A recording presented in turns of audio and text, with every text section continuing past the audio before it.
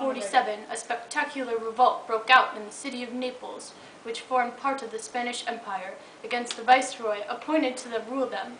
Initially, the revolt centered on the charismatic personality of Tommaso Agnello, shortened to Masaniello, a fisherman, and his upper-class advisor, Julio Henino. The selection below is from a play published and presumably performed in London 2 years after the incident. Written by an English observer who identifies himself only by his initials, TV, the text of the play is over 80 pages long, and the following brief excerpts demonstrate the state of Naples during the early period of the revolt and the problems faced by both the rebels and the viceroy.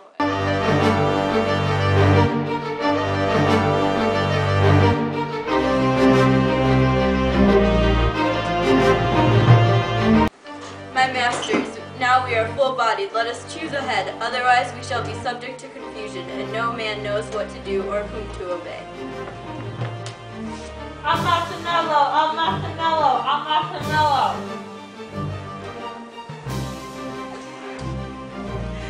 What does this tumult? For what this insurrection? How occasion is this commotion? My master, if from the excerpts that is on fruit your discontents arise, I'll undertake all your ease, all your grievances, satisfy all your desires. Let me suffer, let my wife and my children be sacrifices for the people's good. If I procure not this good unto the people, let my house and all within it suffer in the just flames of your high incensement. If I do not procure you with all the containment that your heart can wish, only be satisfied for the presence till satisfaction for the future my bed, which make no less welcome unto you, that peaceable unto you. Donatello di Popolo, in answer to your grave and learned speech, you must know that the horse now knows his own strength, and is beholding to you for his understanding, and will not answer your switch and spur so readily as he was wont. They will not take it at your hands, nor at your heels as heretofore. They will not be rid of their legs, nor out of their wind by every hot spur. Apes must not think to ride fierce mastiffs and box them into conformity. Now the muzzle's off. Sir, in a word, our pressures were intolerable, and when the ass's back is broke, it is time to take off the burden. Our resolution is this: we will not have the lesser rule the greater strength, nor the fewer rule the multitude, nor one rule all, and that's our resolution. Noble sir. Noble fool, dost thou think to catch Tommaso with thy portly terms? See breaks, we have had enough of this breaking. We will have no more break.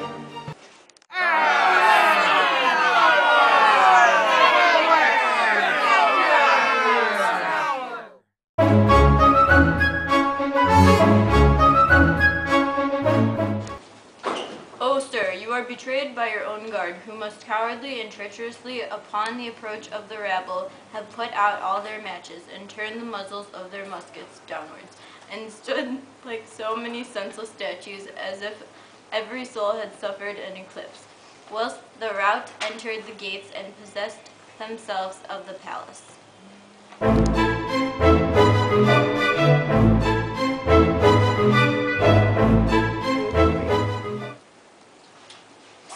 I am overjoyed to see you here, and alive.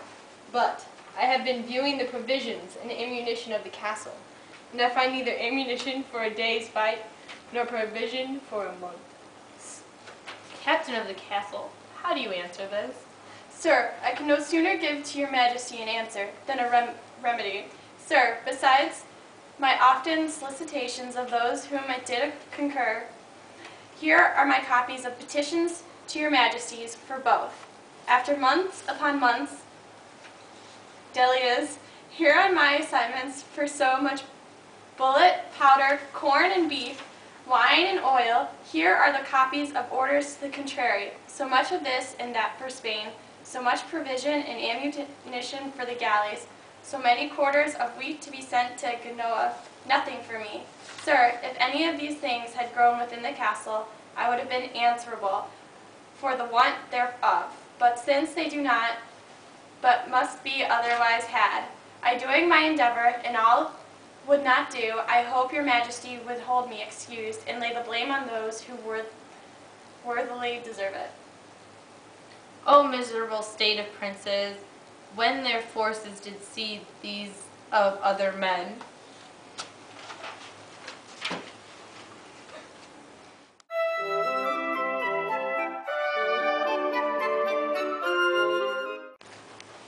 Genuino, thou hast converted me. Henceforth I will be covetous, high-minded, glorious, and haughty.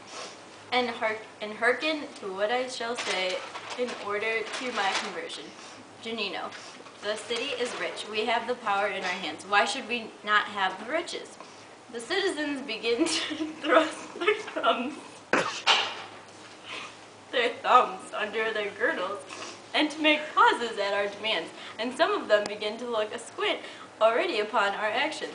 Hast thou not observed it, Genuino? Genuino, thou hast spoken wisely. Money is all in all, and that's the thing we aim at. Money is the sinews of war, and the life-blood to action.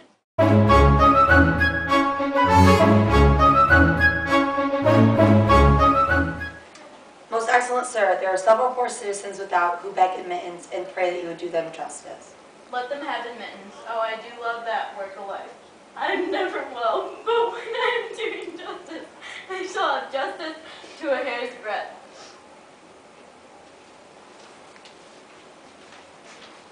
Most excellent.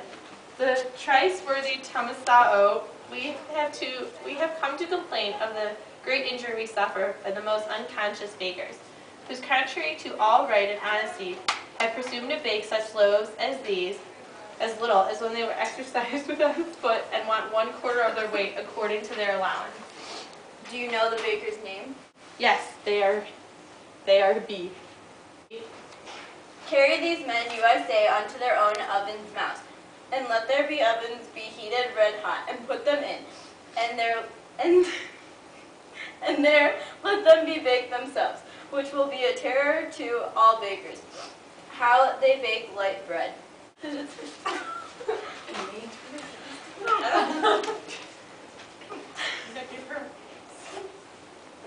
think I have done justice pretty well.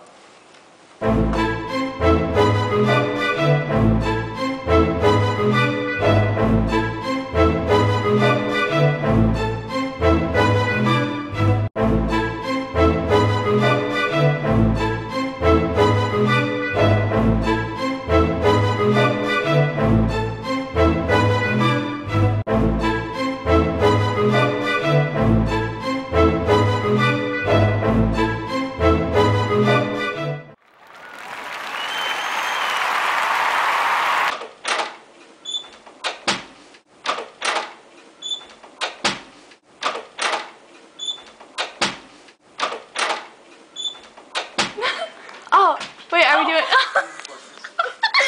thought you had to pee. No.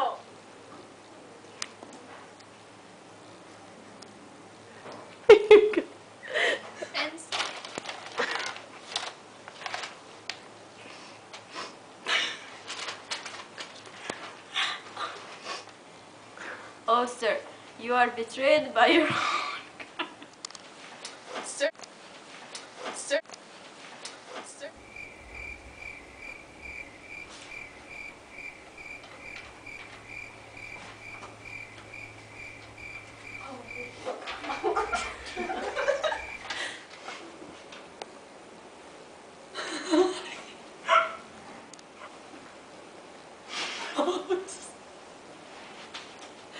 Without who beg admittance and pray that he will do them justice.